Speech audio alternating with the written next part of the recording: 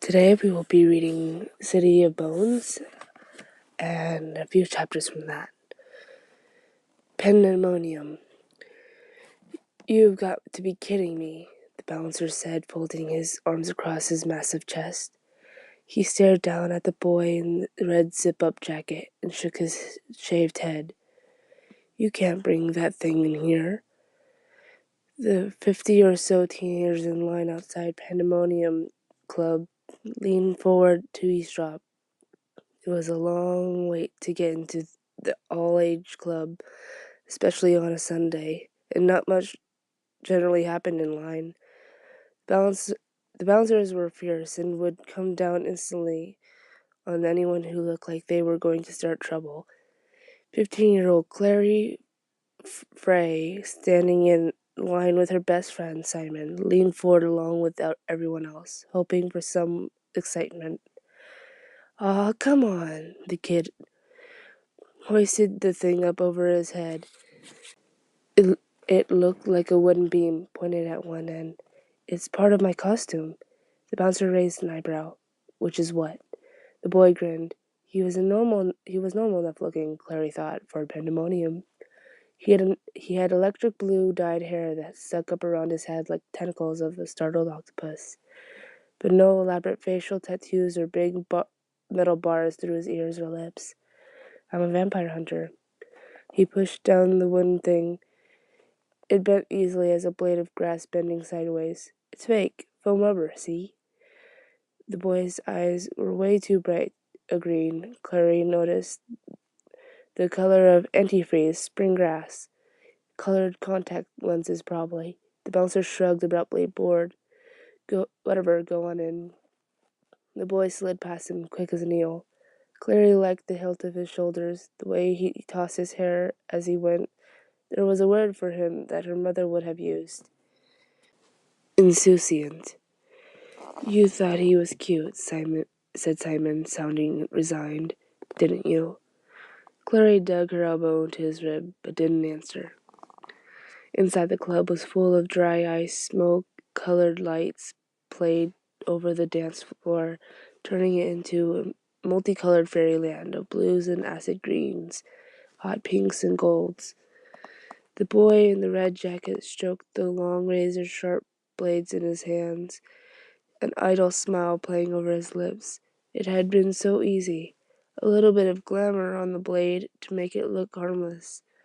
Another glamour on his eyes.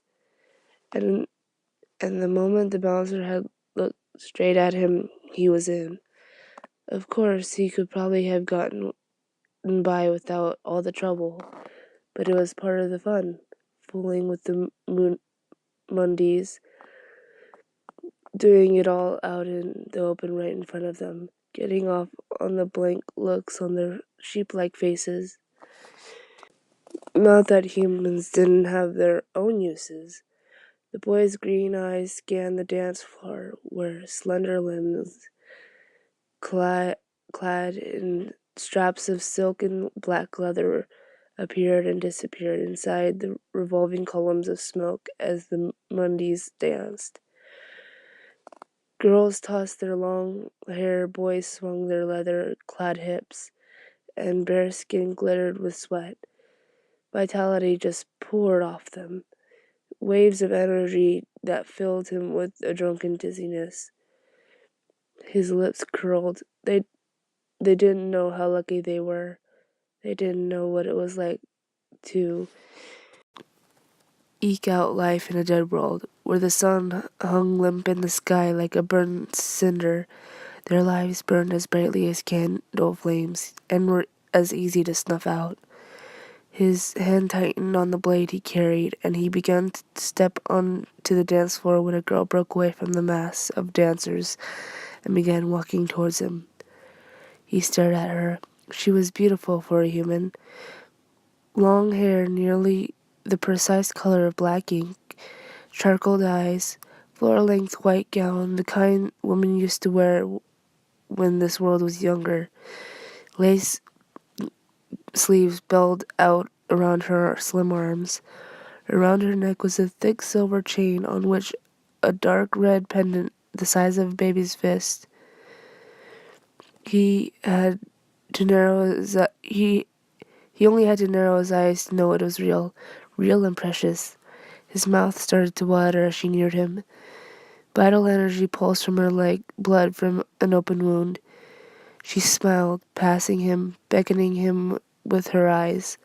He turned to follow her, tasting the phantom sizzle of her death on his lips. It was always easy. He could already feel the power of her evaporating life coursing through his veins like a fire. Humans were so stupid.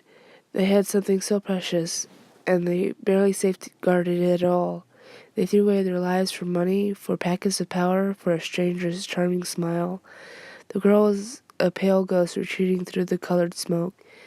She reached the wall and turned, bunching up her skirt in her hands, lifting it as she grinned at him. Under her skirt she was wearing thigh-high boots. He sauntered up to her, his skin prickling with her nearness. Up close she wasn't so perfect.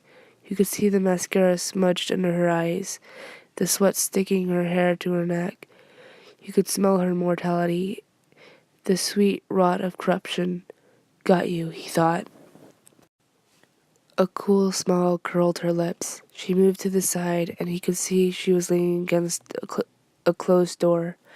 No admittance, storage, was scrawled across it in red paint. She reached behind her for the knob, turned it, slid inside.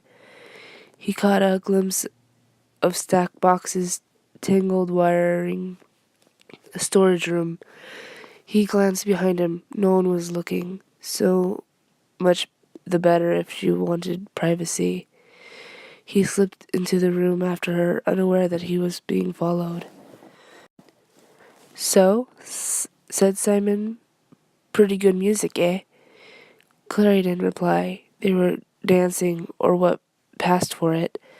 A lot of swaying back and forth, with occasional lunges toward the floor, as if one of them had dropped a contact lens.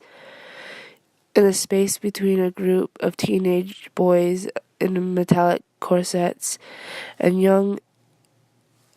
a young Asian couple who were making out passionately, their colored hair extensions tangled together like vines.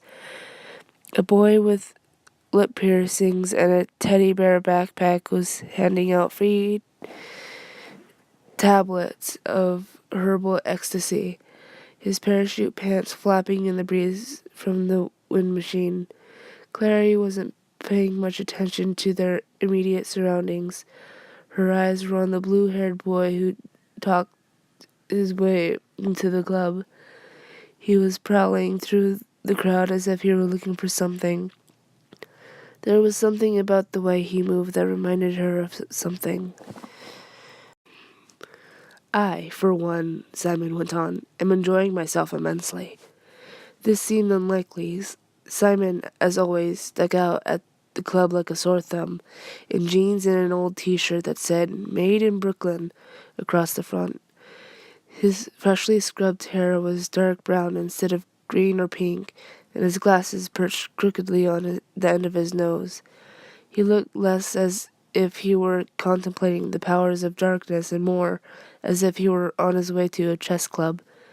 Clary knew perfectly well that he came to pandemonium with her only because she liked it, that he thought it was boring.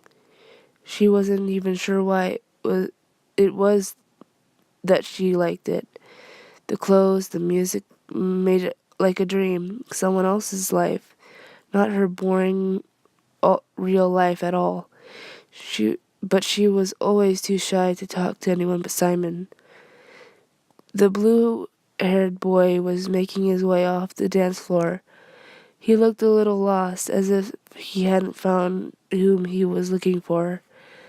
Clary wondered what would happen if she went up and introduced herself, offered to show him around. Maybe he'd just stare at her, or maybe he was shy too. Maybe he'd be grateful and pleased, and try not to show it, the way boys did. But she'd know, maybe. The blue-haired boy straightened up suddenly, snapping to attention like a hunting dog on point. Clary followed the line of his gaze and saw the girl in the white dress. Oh well, Clary thought, trying not to feel like a deflated party balloon. I guess that's that. The girl was gorgeous, the kind of girl Clary would have liked to draw. Tall and ribbon slim with long spill of black hair. Even at this distance, Clary could see the red pendant around her throat. It was pulsing under the lights of the dance floor like a serpent, disembodied heart. I feel, Simon went on, that this evening DJ Bat is doing singularly exceptional job. Don't you agree? Clary rolled her eyes and didn't answer. Simon hated trance music. Her attention was on the girl in the white dress. Through the darkness, smoke, and artificial fog, her pale dress shone out like a beacon. No wonder the blue-haired boy was following her as if he were under a spell. Too distracted to notice anything else around him, even the two dark shapes hard on his heels, weaving after him through the crowd. Clary slowed her dance and stared.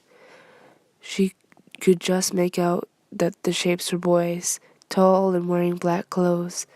She couldn't have said how she knew that they were following the other boy, but she did.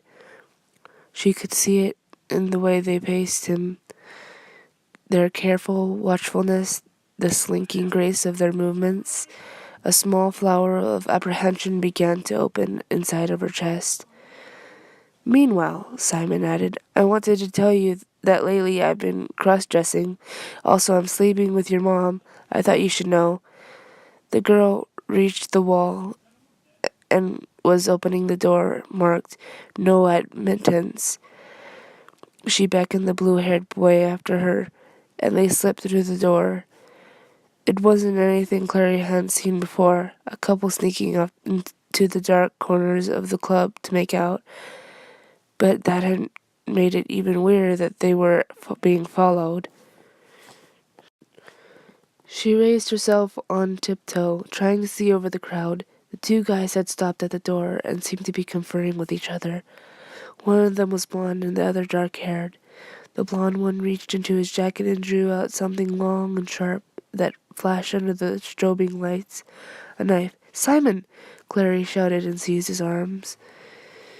What? Simon looked alarmed. I'm not really sleeping with your mom, you know. I'm just trying to get your attention. Not that your mom isn't a very attractive woman for her age.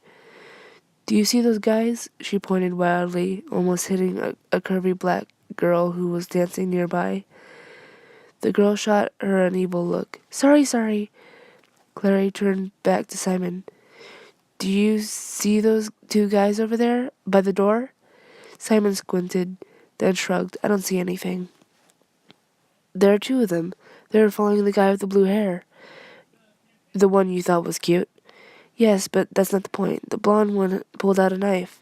Are you sure? Simon stared harder, shaking his head. I still don't see anyone. I'm sure. Suddenly, all business, Simon squared his shoulders. I'll get one of the security guards. You stay here. He strode away, pushing through the crowd. Clary turned just in time to see the blond boy slip through the no admittance door, his friend right on his heels. She looked around. Simon was still trying to shove his way across the dance floor, but he wasn't making much progress. Even if she yelled now, no one would hear her, and by the time Simon got back, something terrible might already have happened. Biting hard on her lower lip, Clary started to wiggle through the crowd. What's your name? She turned and smiled. What a faint light there was in the storage room spilled down through the high barred windows smeared with dirt. Piles of electrical cables along with broken bits of mirrored disco balls and discarded paint cans littered the floor. Isabel, that's a nice name. He walked toward her, stepping carefully among the wires in case any of them were live. In the faint light, she looked half transparent, bleached to color, wrapped in white like an angel. It would be a pleasure to make her fall. I haven't seen you here before. You're asking me if I come here often, she giggled, covering her mouth with her hand. There was some sort of bracelet around her wrist, just under the cuff of her dress. Then, as he neared her, he saw that it wasn't a bracelet at all, but a pattern inked into her skin, a matrix of swirling lines. He froze. He didn't finish. She moved with lightning swiftness, striking out at him with her open hand. A blow to his chest that would have sent him down, gasping if he had been a human being. He staggered back, and now there was something in her hand, a coiling whip that glinted gold as she brought it down, curling around his ankles, jerking him off his feet. He hit the ground, withering, the hated metal biting deep into his skin. She laughed, standing over him, and dizzily he thought that he would he should have known. No human would wear a dress like that one that Isabel wore. She'd worn it to cover her skin, all of her skin. Isabel yanked hard on the whip, securing it. Her smile glinted like poisonous water. "He's all yours, boys." A low laugh sounded behind him. Now there were hands on him, hauling him upright, throwing him against one of the concrete pillars. He could feel the damp stone under his back. His hands were pulled behind him. His wrists were bound with wire. As he struggled, someone walked around the side of the pillar into his view, a boy as young as Isabel and just as pretty. His tawny eyes glittered like chips of amber. "So," the boy said, are there any more of you with you?"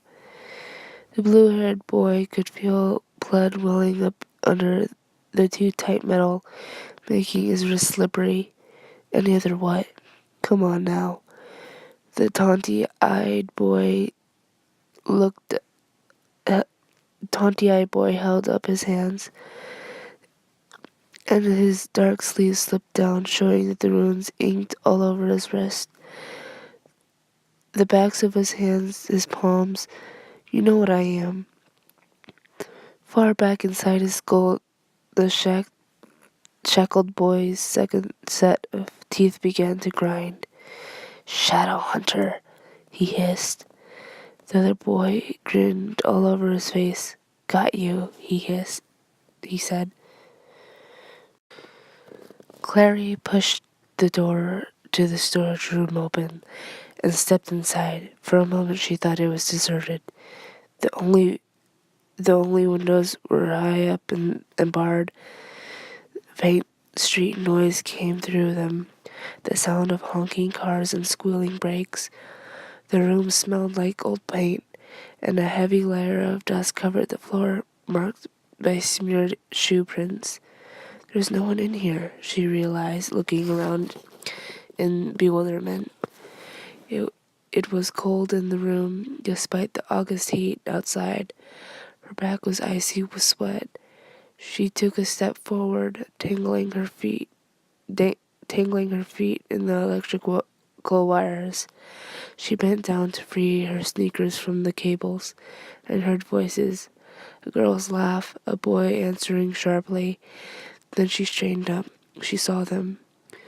It was as if they sprung into existence between one blink of her eye and the next.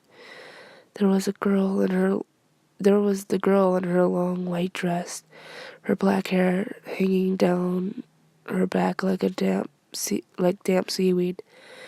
The boys were with her, the tall one with black hair like hers, and the smaller one, fair one, whose hair gleamed like brass in the dim light coming through the windows high above. The fair boy was standing with his hands in his pockets, facing the punk kid, who was tied to a pillar with what looked like a piano wire.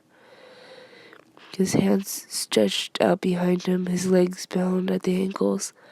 His face was pulled tight with pain and fear. Heart hammering in her chest, Clary ducked behind the nearest concrete pillar and peered around it. She watched as the fair-haired boy paced back and forth, his arms now crossed over his chest. "So," he said, "you still haven't told me if there are any other of your kind with you." Your kind? Clary wondered what he was talking about. Maybe she'd stumble into some kind of gang war. "I don't know what you're talking about." The blue-haired boy's tone was pained but surely. "He means other demons," said the dark-haired boy, speaking for the first time. "You do know what a demon is, don't you?" The boy tied to the pillar turned his face away, his mouth working. "Demons," drawled the blond boy, tracing the word on the air with his finger. "Religiously defined as hell's denizens, the servants of Satan, but understood here, for the purpose of the clave, to be any malevolent spirit whose origin is outside our own home dimension. "That's enough, Jace," said the girl. "Isabel's right," agreed the dollar boy. "Nobody here needs a lesson in symptomatics or demonology." They're crazy, Clary thought. Actually crazy. Jace raised his head and smiled. There was something fierce about his gesture, something that reminded Clary of documentaries she'd watched about lions on Discovery Channel. The way the big cats would raise their heads and sniff the air for prey. "Isabel and Alec think I talk too much," he said confidently. "Do you think I talk too much?" The blue-haired boy didn't reply. His mouth was still working. "I could give you information," he said. "I know where Valentine is." Jace glanced back at Alec, who shrugged. "Valentine's in the ground," Jay said. The thing's just toying with us." Isabel tossed her hair. "Kill it, Jace," she said. "It's not going to tell us anything." Jace raised his hand, and Clary saw the dim light spark off the knife he was holding.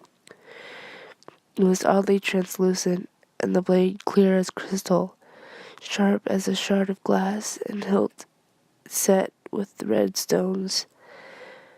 The bound boy gasped. "Valentine is back," he protested, dragging at the bonds that held his hands behind his back. "All the infernal worlds know it. I know it. I can tell you where he is." Rage flared suddenly in Jace's icy eyes. "By the angel, every time we capture one of you bastards, you claim you know where Valentine is. Well, we know where he is too. He's in hell." "And you," Jace turned the knife in his grasp, the edge sparking like a line of fire. "You can join him there." Clary could take no more. She stepped out from behind the pillar. "Stop!" she cried. "You can't do this." Jace whirled, so startled that the knife flew from his hand and clattered against the concrete floor. Isabel and Alec turned along with him, wearing identical expressions of astonishment. The blue-haired boy hung in his balance, stunned and gasping. It was Alec who spoke first. "What's this?" he demanded, looking from Clary to his companions, as if they might know what she was doing there. "It's a girl," Chase said, recovering his composure. "Surely you've seen girls before, Alec. Your sister Isabel is one." He took a step closer to Clary, squinting as if he couldn't quite believe what he was seeing. "A Mundy girl," he said half to himself. "And she can see us." "Of course I can see you," Clary said. "I'm not blind, you know." "Oh, but you are," Jace said, bending to pick up the knife. You just don't know it. He straightened up. You'd better get out of here if you know what's good for you. I'm not going anywhere, Clary said. If I do, you'll kill him. She pointed to the boy with the blue hair. That's true, admitted Jace, twirling the knife between his fingers. What do you care if I kill him or not? Because, Clary sputtered, you can't just go around killing people. You're right, Jace said. You can't go around killing people. He pointed to the boy with the blue hair, whose eyes were slitted. Clary wondered if he'd fainted. That's not a person, little girl. It may look like a person and talk like a person and maybe even bleed like a person, but it's a monster. Jace, said Isabel warningly, that's enough. You're crazy, Clary said, backing away from them. I've called the police, you know. They'll be here any second. She's lying, said Alec, but there was no doubt on his face. Jace, do you? He never got to finish his sentence. At that moment, the blue-haired boy, with a high, yowling cry, tore free of the restraints binding him to the pillar and flung himself on Jace. They fell to the ground and rolled together, the blue-haired boy tearing at Jace with his hands that glittered as if tipped with metal.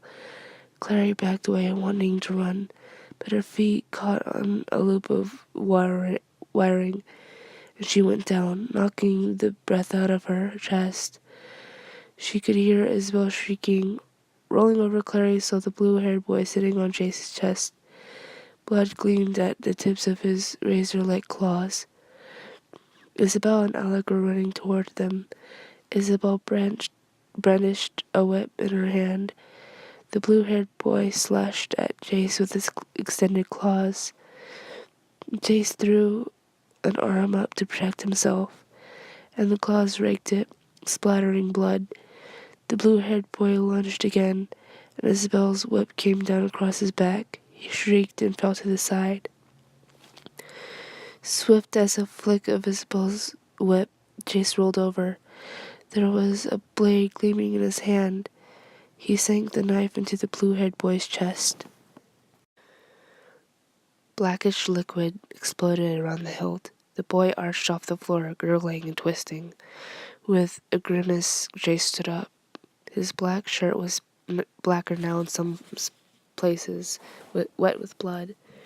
He looked down at the twitching form at his feet, reached down and yanked out the knife.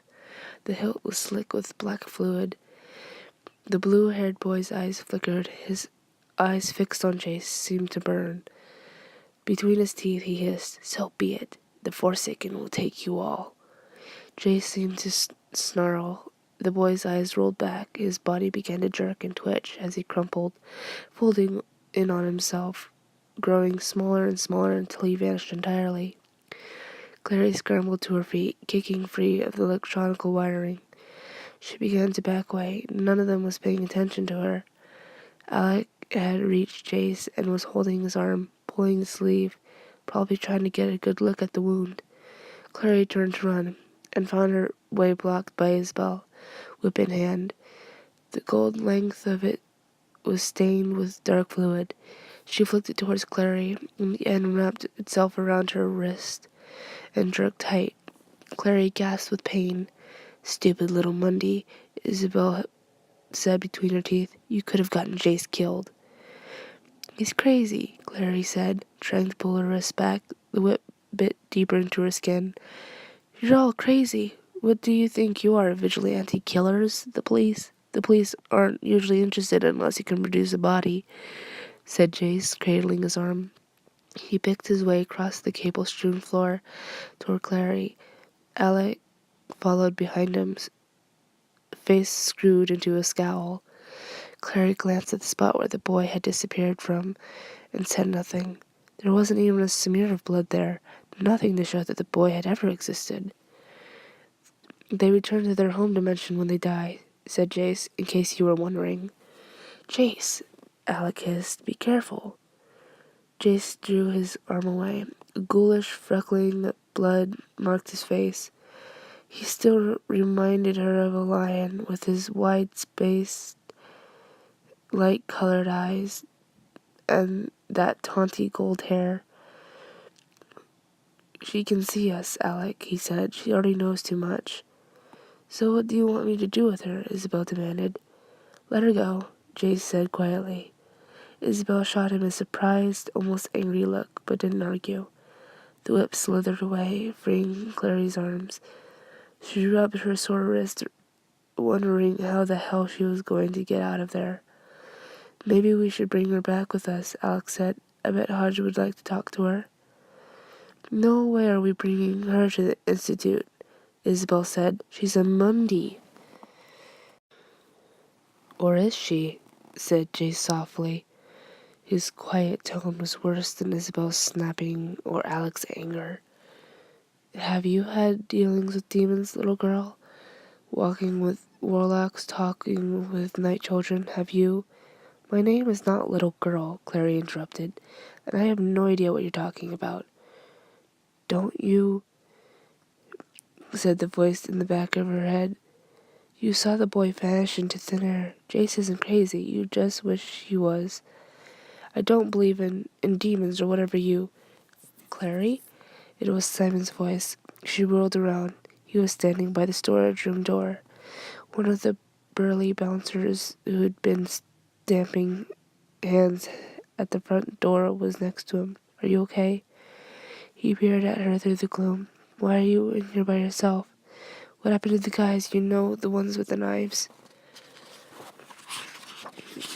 Clary stared at him, then looked behind her, where Jace, Isabel, and Alex stood. Jace still in his bloody shirt with the knife in his hand. He grinned at her and dropped a half-apologetic, half-mocking shrug. Clary wasn't surprised that neither Simon nor the bouncer could see them. Somehow, neither was Clary. Slowly, she turned back to Simon, knowing how she must look to him, standing alone in a damp storage room, her feet tangled in the bright plastic wiring cables. "I thought they were in here," she said lamely, "but I guess they didn't. I'm sorry."